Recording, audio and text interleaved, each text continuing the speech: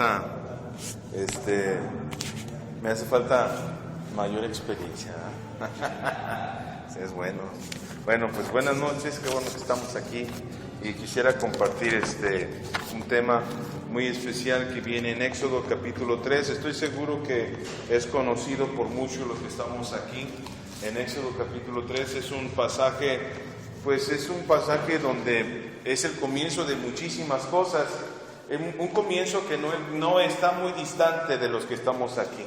Porque en Cristo las grandes transformaciones, las grandes proezas de Dios, pues no comienzan con una multitud de personas, sino comienzan generalmente con un encuentro con una persona en Cristo, como le sucedió aquí con Moisés. Y Éxodo capítulo 3 narra un acercamiento de Moisés con Dios de una manera poderosísima.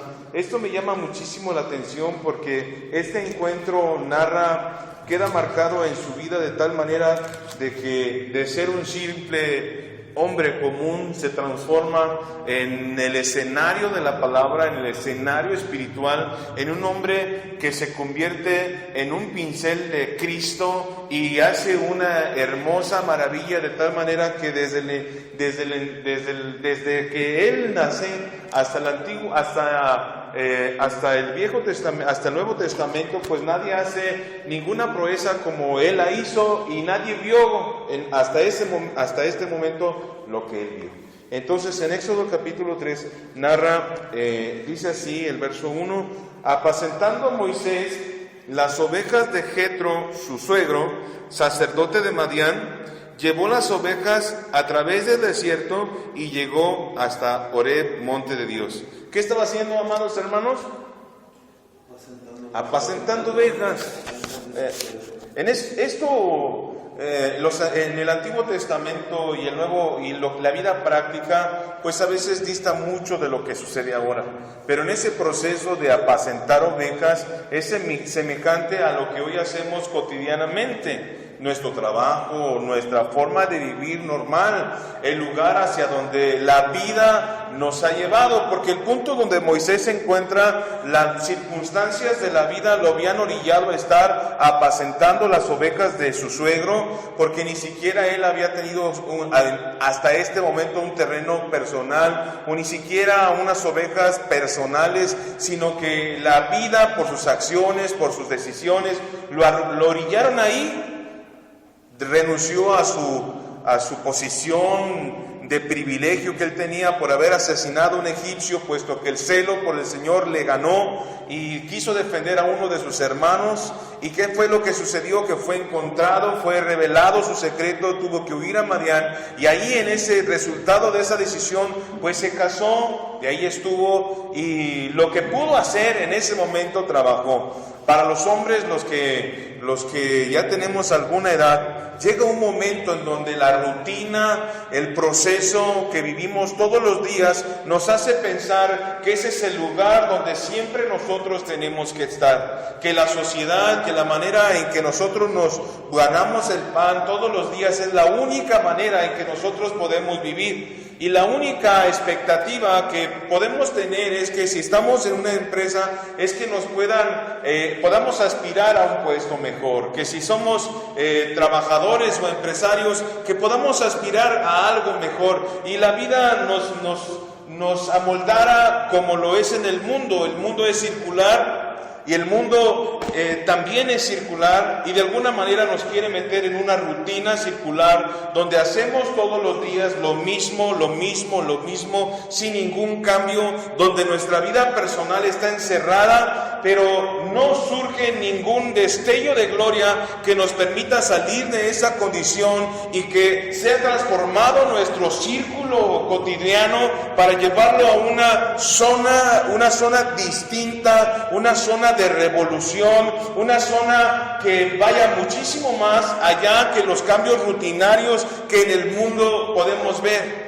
Porque a nuestro alrededor hay gente que vive en ese círculo cotidiano, incluso en la iglesia. Hay gente que viene al círculo cotidiano de la oración, al círculo cotidiano de la iglesia, al círculo cotidiano del ensayo, pero no sale de ese círculo círculo y no explota como Cristo quiere que explotemos, trayendo salvación, trayendo vida eterna, predicando el Evangelio, siendo luz en la oscuridad y trayendo la revolución que Cristo vino a traer a esta tierra por la sangre del Cordero, porque la sangre del Cordero vino a traer muchísimo más allá que una religión.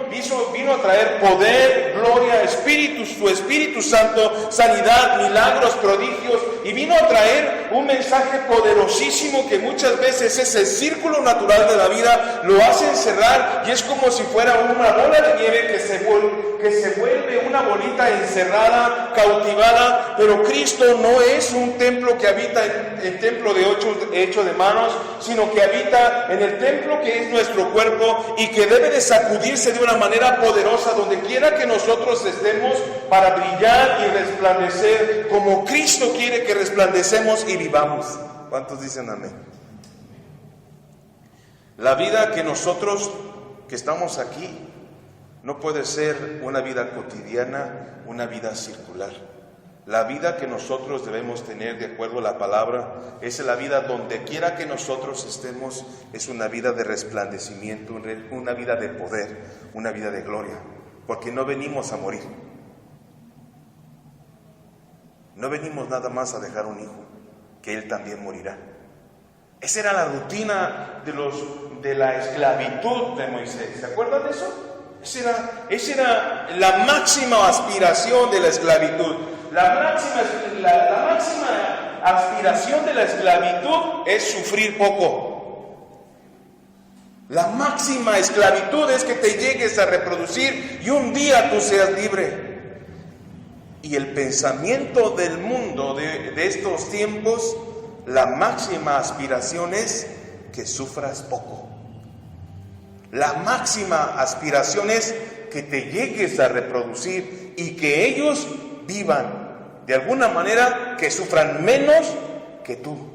Y si lo vemos, es la misma esclavitud, la misma oscuridad por la cual Cristo dio su vida para que nosotros conociéramos la luz y no viviéramos en una oscuridad ni en una esclavitud, sino que viviéramos en una dimensión poderosísima, muchísimo más allá de lo que el mundo ofrece, porque no venimos a vivir una rutina, porque no vivimos como viven los demás, sino porque queremos vivir como Cristo quiere que vivamos.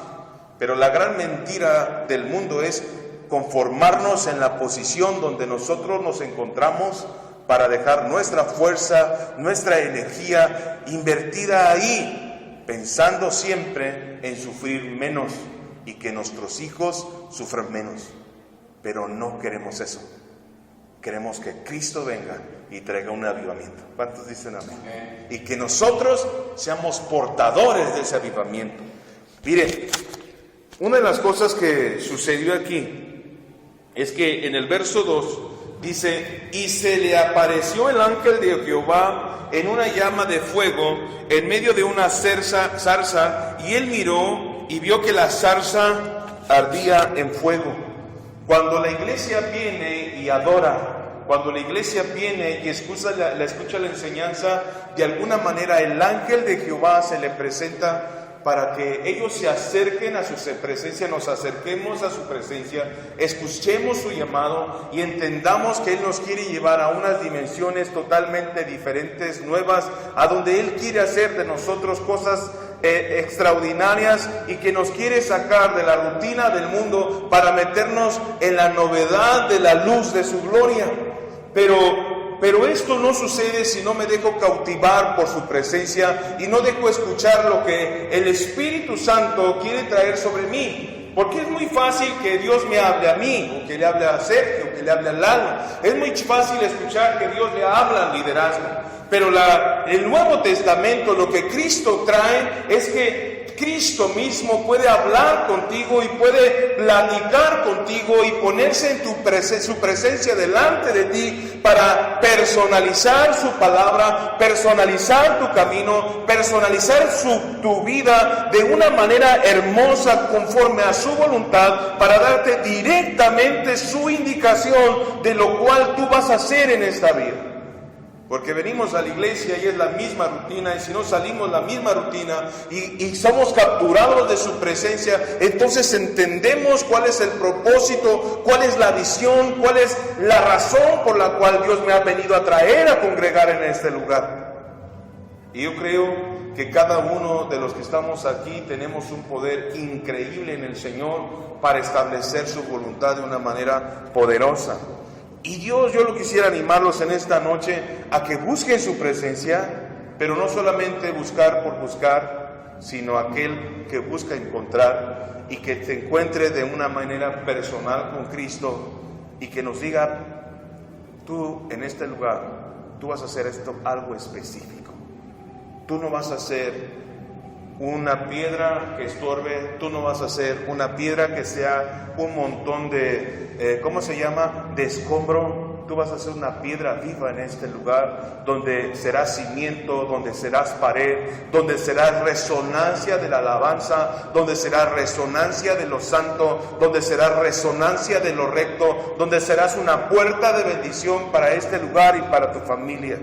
Esa es una voluntad de Cristo que quiere hacer en cada uno de nosotros. Mire, el verso 3. Una de las cosas que hace Moisés, dice: entonces Moisés dijo: iré yo ahora y veré esta grande visión, porque ¿por qué causa la zarza no se quema? Viene una inquietud, un deseo por buscar su presencia. Y el verso 4 dice: viendo Jehová que él iba a ver, ¿qué dice? Lo llamó. Cuando Dios ve que tenemos esa inquietud por servirle, esa inquietud por buscar su presencia, se escucha la voz que nos dice: ven, quiero platicar contigo. Ven, te quiero decir algunas cosas de manera personal. Y una de las cosas que me llama la atención con Moisés es que la respuesta de Moisés en ese mismo versículo al final dice: Dios de en medio de la zarza y dijo: Moisés, Moisés. Y él respondió: heme aquí. La voz de Dios, la voz del hombre diciéndole: heme aquí. Y dijo: no te acerques, quita tu calzado de tus pies, porque el lugar en que tú estás, tierra santa es.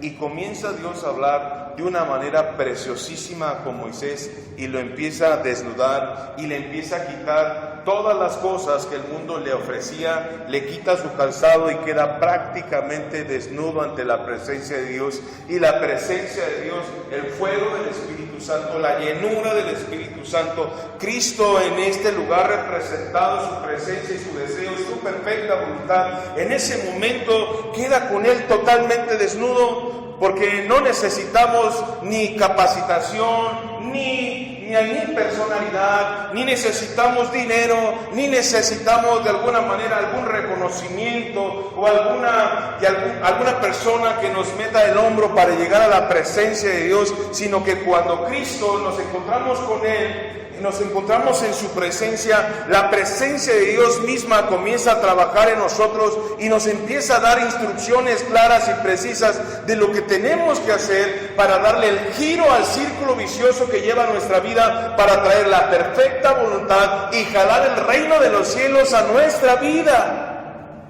para que nuestra vida sea sacudida de tal manera que su voluntad avive entre nosotros. Su voluntad avive entre nosotros. Y dice algo poderosísimo, dice el verso 6: y dijo: yo soy el Dios de tu padre, Dios de Abraham, Dios de Isaac, Dios de Jacob. Entonces Moisés cubrió su rostro porque tuvo miedo de mirar a Dios. Llegó un entendimiento de quién era esa presencia por la cual busca. Llegó un entendimiento de Dios. Cuando tú tienes ese entendimiento de Dios, la barrera del tiempo, la barrera del dinero, la barrera de los obstáculos se desvanece cuando entiendes quién es Dios. ¿Quién es Dios? Recuerdo hace algunos años que tuve la oportunidad de dirigir la alabanza y en efectividad muchas deficiencias había. Y en ese momento no había los recursos financieros que había aquí. Y en ese momento nuestra vida también estaba pasando por otro momento que era muy difícil. Pero cuando llega el entendimiento de quién es Dios, aún el dinero no es obstáculo. porque hicimos cuentas de lo que en ese momento invertimos y de la nada invertimos, sumándole así cositas así que el Señor fue poniendo 52,000 pesos que pusimos en el reino y que buscamos en nuestros bolsillos, y de la nada, porque cuando camina la voluntad de Dios, cuando tienes el entendimiento quién es Dios, cuando caminas en su perfecta voluntad, el dinero no te es obstáculo. A veces el dinero te es limitante. A veces el mundo te enseña a ver que sin el dinero no puedes hacer nada. A veces el mundo te enseña a decirte que sin el dinero no eres nada. Pero cuando vienes en el entendimiento de quién es tu Padre, el dinero ni te es limitante, ni te da valor, ni te abre las puertas. El que te las abre es Dios. Porque cuando somos en el entendimiento de quién es Dios y caminamos en su perfecta y santa voluntad, y comienza esa revolución, porque mucha gente está en ese círculo vicioso, porque el Dios de este mundo dinero los mete ahí. Un día usted tendrá dinero para salir de esa condición. Un día tendrá dinero para ser feliz como los demás. Un día tendrás dinero para demostrar que no eres un don nadie. Un día tendrás dinero para estudiar. Un día tendrás dinero para tener ese negocio que sueñas. Un día tendrás dinero para servirle a Dios. Un día tendrás dinero para ofrendarle a Dios. Un día tendrás dinero. Pero Dios, en su perfecta voluntad, nos dice que no hay limitantes cuando tenemos ese entendimiento de quién es Dios. Cuando tenemos ese entendimiento de quién es Dios, dice la Biblia que los antiguos solamente iban de 2 en 2 y lo mínimo necesario. ¿No es así, hermano? Y cuando tenemos un entendimiento de quién es Dios, uno va a la orilla del mar como lo hizo Cristo y se encuentra peces y abre las bocas de los peces, de los pescados, y encuentra cosas para establecer su perfecta voluntad. Porque el que entiende quién es Dios aprende que no está hecho para ver límites. Aprende que no está hecho para pensar como los demás. Aprende que es como la luz de la aurora, que va en aumento hasta que el día es perfecto. Aprende que no está diseñado para caminar, porque los que caminan se paran en el camino, que no ha sido diseñado para correr, porque los que corren se desploman de cansancio. ¿Alguna vez ustedes han visto cuando en las Olimpiadas terminan hasta el último en las competencias de correr, el último corredor? ¿Qué es lo que sucede cuando llegan a la meta? Se llegan y muchos se tiran al piso porque dieron el máximo esfuerzo, ¿no es así? Porque los que corren se desploman de cansancio y algunos mueren del cansancio.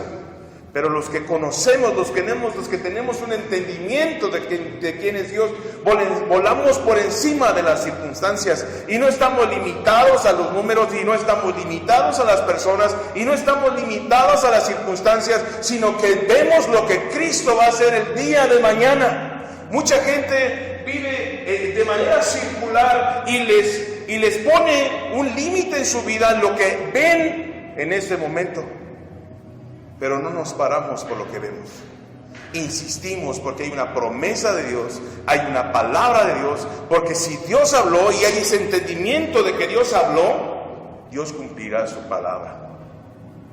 Miren, los hombres tenemos tanta responsabilidad en nuestra familia, porque a veces somos los hermanos mayores, a veces somos el responsable de nuestros padres cuando ya son mayores, a veces los que ya estamos casados, pues llevamos en nuestros hombros la responsabilidad de dirigir la casa. Y qué tan importante es que tengamos pues la convicción de quién es Dios para poder ir a donde Dios quiere que lleguemos. Muchas veces el hermano mayor no tiene salida, es un hombre que se pierde en las deudas, es un hombre que no busca a Dios por más que le prediques. Muchas veces tu familia no responde y necesita de tu dinero, necesita de tu esfuerzo, necesita de tu trabajo. Es una misma rutina y pareciera que no hay cambios en ellos, y uno tiene que cumplir como hombre, pero uno tiene que voltear a Dios, ver a Dios y darnos cuenta que tampoco somos dioses. que cada quien es responsable de su vida delante de Dios y que tenemos que cargar lo que debemos de cargar y Dios tiene que hacer lo que Él tiene que hacer y que cada quien debe ser responsable de las acciones que cada uno tiene. De manera personal, mi hermana es madre soltera y le echo la mano, ¿cómo no?, cuando se puede. Pero cuando ella se mete en un problema por su imprudencia, por no buscar a Dios, por no doblar las rodillas, no pongo las manos por ella. Porque si lo hago yo, ¿cuándo se va a acercar a Dios? Se va a acercar a mi cartera, se va a acercar a mí, pero nunca se va a acercar a Dios. Ellos saben que cuentan conmigo en los momentos más difíciles de mi familia. He estado ahí, pero no es el objetivo hacer lo mismo que otros hacen. El objetivo es que hagamos la perfecta y santa voluntad de Dios. ¿Cuántos dicen amén? ¿No? Porque la presencia de Dios nos lleva a transformar nuestro entorno. Miren el verso 7. Dijo luego Jehová: bien he visto la aflicción de mi pueblo, yo sé lo que pasa, que está en Egipto, y he oído su clamor a causa de sus exactores, pues he conocido sus angustias, y he descendido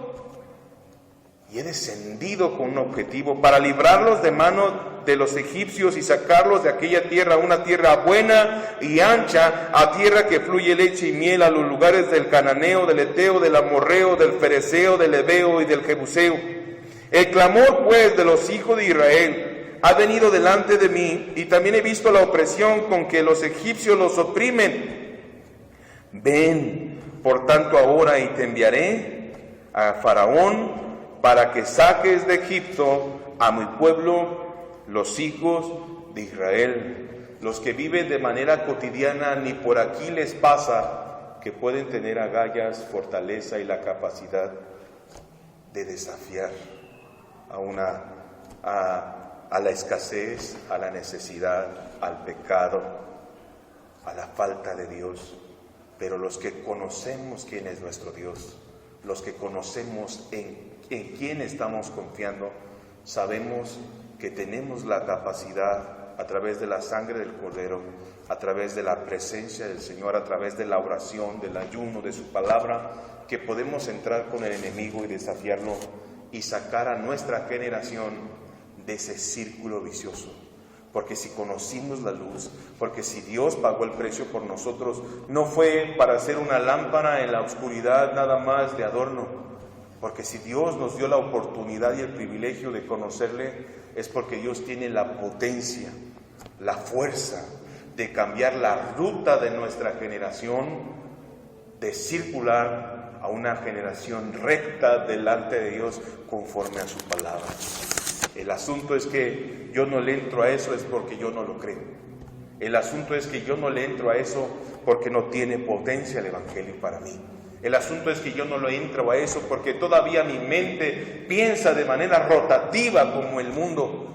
Pero cuando yo me saco de ese lugar y confío en la palabra de Dios y comienzo a brillar dando testimonio y dando palabra y compartiendo de manera insistente de lo que Cristo va a hacer, sin faltar el respeto, sin humillar, pero sí brillando en su palabra, demostrando que la luz existe, viviendo una manera diferente de vivir, entonces comenzamos a sembrar la tierra, porque es el tiempo de dirigirnos hacia un lugar muchísimo mejor que es su presencia. Y con esto termino, porque yo no quería terminar con mucho tiempo. Es el verso, Hechos capítulo 1, verso 8. ¿Lo puedes leer, amado hermano Chino, por favor? Fuerte, así como que, ¿sí puedes? Sí, Hechos capítulo 1, verso 8. ¿Qué dice, amado hermano Chino?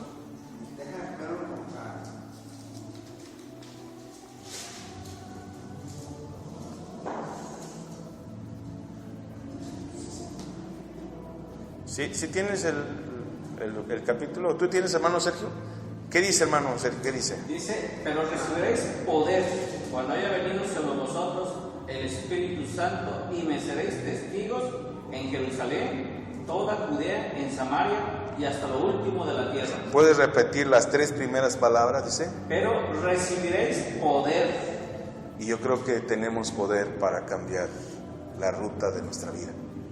Yo creo que tengo poder para cambiar la ruta de una generación.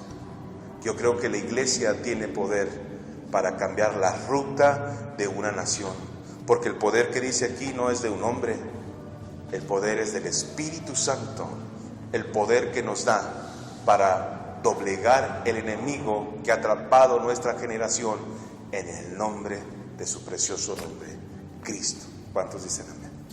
Así que yo te voy a pedir que inclines tu rostro, que oremos al Señor. Padre, aquí estamos, Señor.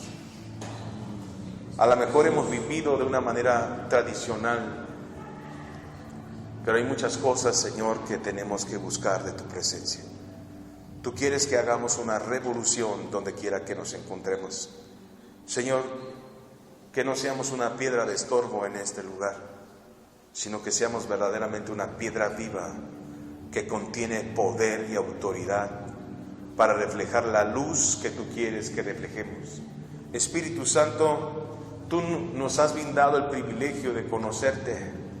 Padre, ese poder que has embestido en nosotros, ayúdanos a tener el entendimiento que existe luz en nuestra vida, luz de unción. Ha habido una unción de tu Espíritu Santo sobre nosotros que puede cambiar la ruta de nuestra generación y de nuestra familia. Espíritu Santo, que nos convirtamos en esos faros de luz que puedan darle dirección a nuestra casa, a nuestra familia, a nuestros padres, a nuestros hermanos, a nuestros compañeros de trabajo, porque no vivimos la vida por vivir. Vivimos con una ruta hacia el cielo, Padre. Espíritu Santo, bendícenos, ayúdanos, danos fuerzas y agallas. Danos entendimiento de quién eres tú, de que tú formaste el cielo, el universo, que tú formaste la tierra y cada gota del mar. Espíritu Santo, tú formaste los volcanes, ese poder bravío de los volcanes, ese resplandor del sol, tú fuiste capaz de hacerlo. Y si fuiste capaz de hacerlo, eres capaz de transformar nuestro entorno. Eres capaz, Espíritu Santo, de transformar nuestro país. Eres capaz de transformar nuestro estado. Y eres capaz, Señor, de traer un nuevo avivamiento en nuestra nación, Señor Jesús. Gracias, Padre, porque sabemos de tu potencia y lo vamos a ver en nuestra vida. En el nombre poderoso de Jesús. Amén.